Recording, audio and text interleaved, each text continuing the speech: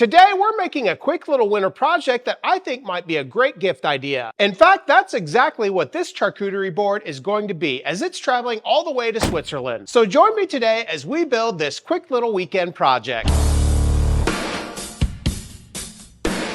So a couple of weeks ago, my sister-in-law asked me if I could recreate this charcuterie board that she just couldn't find online. Everywhere she went, this thing was sold out. So of course I told her I'd give it a shot and make a video on it. And although this looks like a very simple project, I'm guessing there'll be some challenges along the way. So let's dive right in and get this thing built, as it's got a flight to Switzerland in 5 days. I'm pretty sure with the way the weather's been, you don't need to go to Switzerland to ski. But obviously today's project is more of a decoration. One of my first tasks with this project was to select some wood. In this case, I went with some mahogany. And with my board selected, it was now time to take a look at the material we're working with. And in this case, it was in pretty good shape, just needing a little bit of cleanup.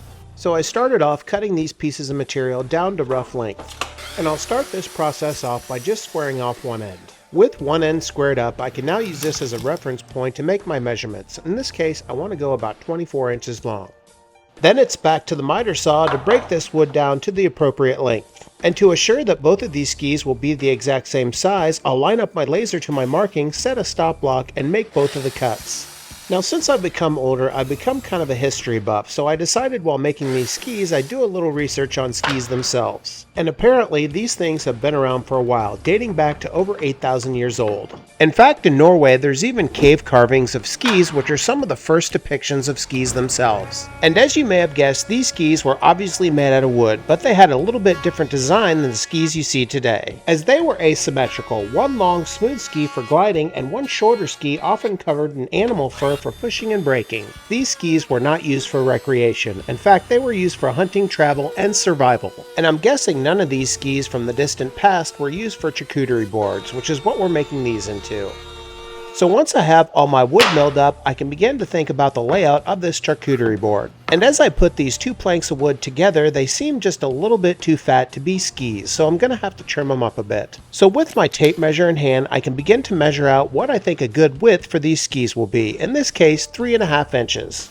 So I'll quickly head over to the table saw, set my fence to 3.5 inches, and just rip both of these boards down to 3.5 inches wide. And you may notice here I've got 3 boards for 2 skis, and you'll see what that's all about in just a moment.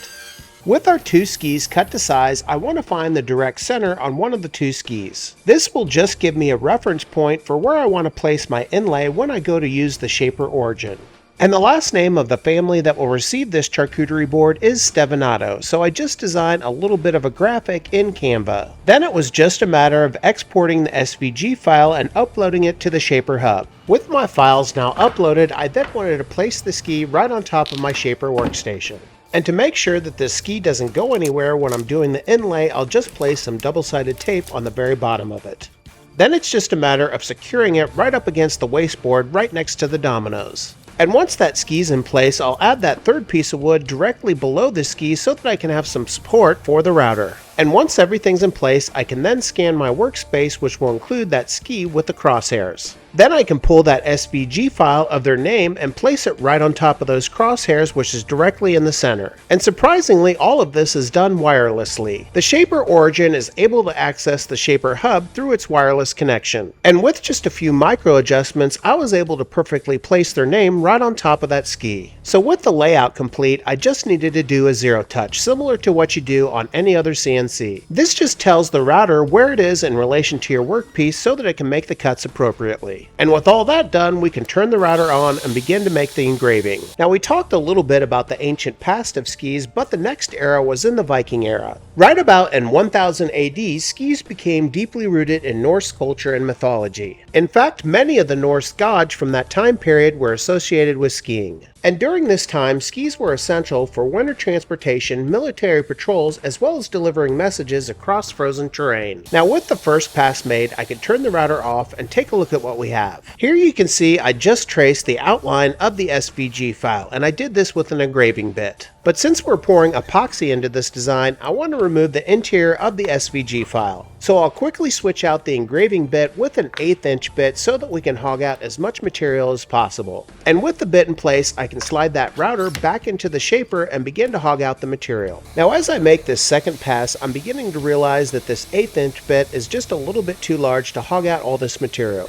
I'm unable to get into a lot of the sharp corners, leaving a lot of material still within the design. But I continue to trace that design, getting out as much material as possible. And with that second pass made, you can see the results after tracing it both with the engraving bit as well as the 1/8 inch bit. So we'll have to remove the rest of the material the old-fashioned way with some small chisels. And for this process, I'm going to use an item I picked up on Amazon haul a couple of months ago. These are just some cheap wood carving chisels that I picked up for less than $5. But frankly, I was really impressed with how well they worked. Slowly but surely, I was able to gouge out the rest of the material to make sure that I had enough depth to pour the epoxy into. And I really enjoyed this process. There's something cathartic about cleaning up all this material and getting it ready for epoxy. And although these tools were bought on Amazon haul, they really worked well for this process. And since I've discovered Amazon haul, I don't see myself going back to Temu anytime soon. And once all that detail work is complete, you can see how well it turned out. Now since we'll be using a black epoxy on this inlay, I wanted to make sure there was no bleeding, so we're going to use a seal coat.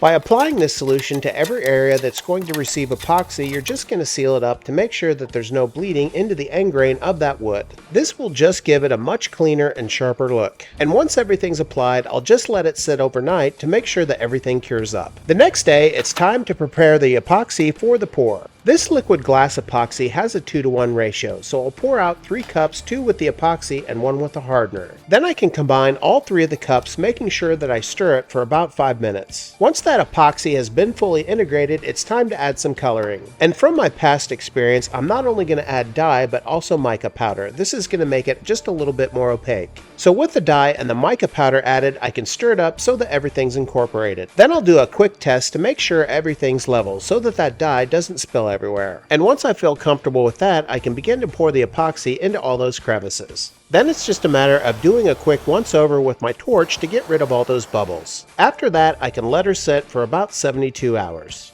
And when I come back 3 days later, I'm very happy to see that that epoxy is fully cured. But it obviously needs to be cleaned up. To do this, I'm going to use my drum sander.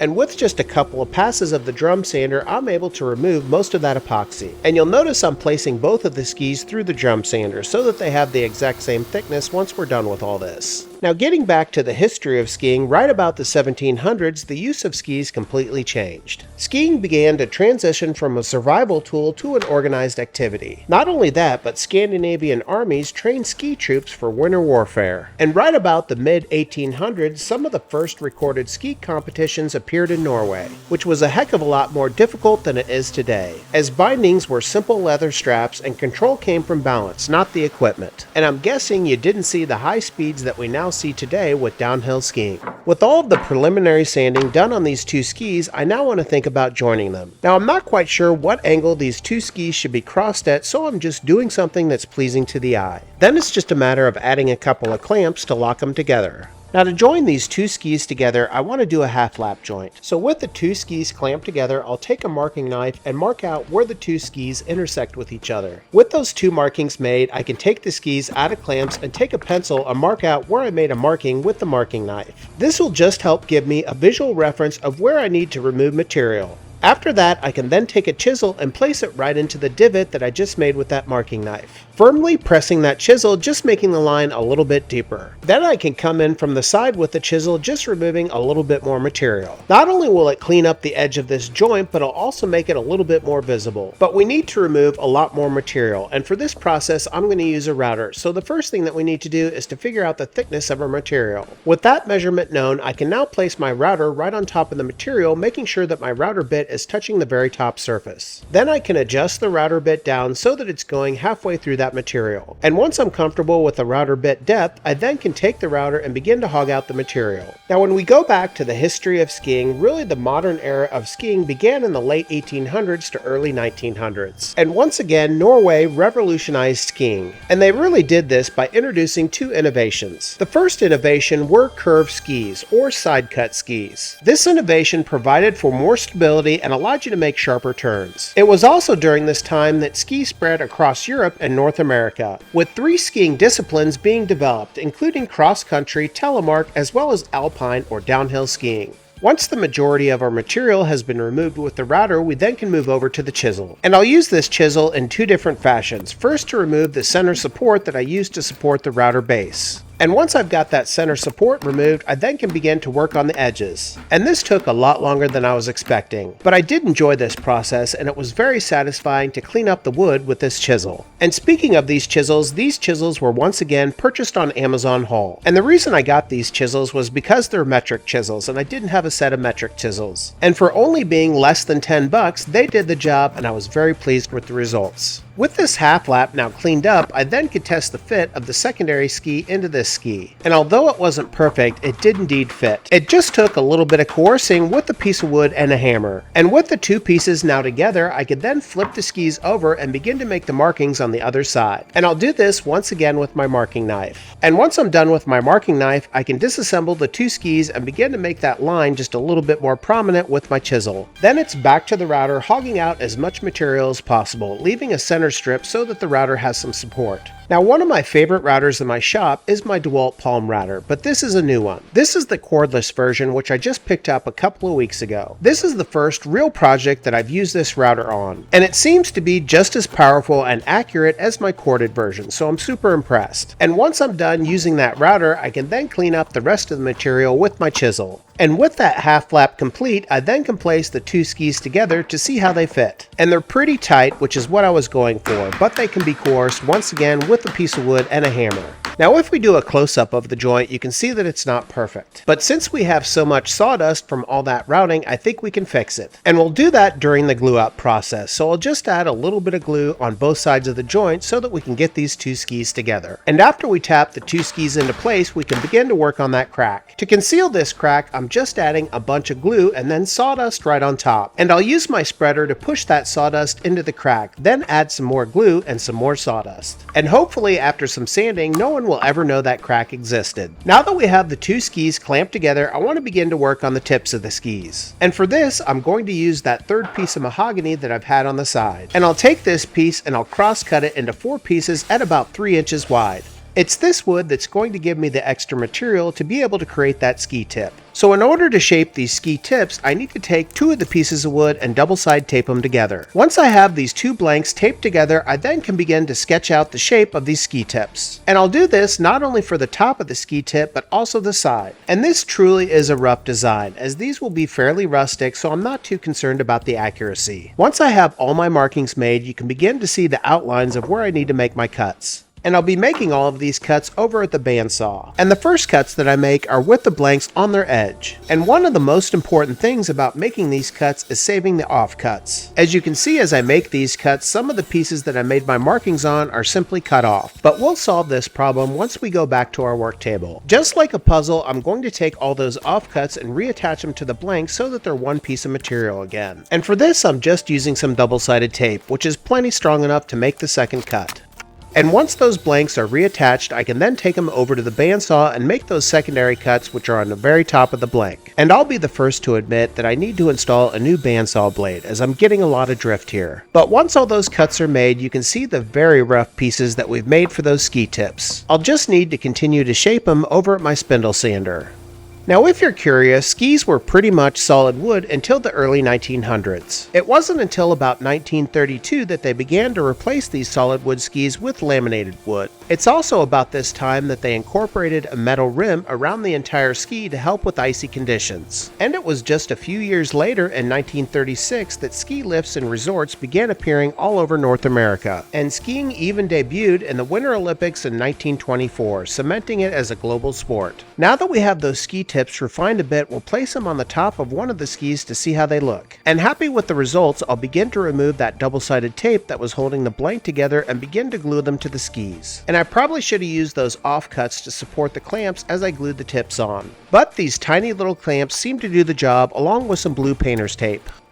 And once again, it's this tiny little Jorgensen clamp that I got off of Amazon haul. And with the ski tips now attached to the skis, I could let this thing cure up overnight so that I could finish it up. Now as I take this thing out of clamps, you can begin to see this thing is starting to look like a couple of skis. But it's still looking pretty darn rough, so we need to shape the ski tips just a little bit more. And I think the best way to do this is over at my vise. By using a rasp and a file and having my skis clamped up, I think I can finish off the shaping of these skis. So with the podcast and a cold beverage, I began to refine their shape.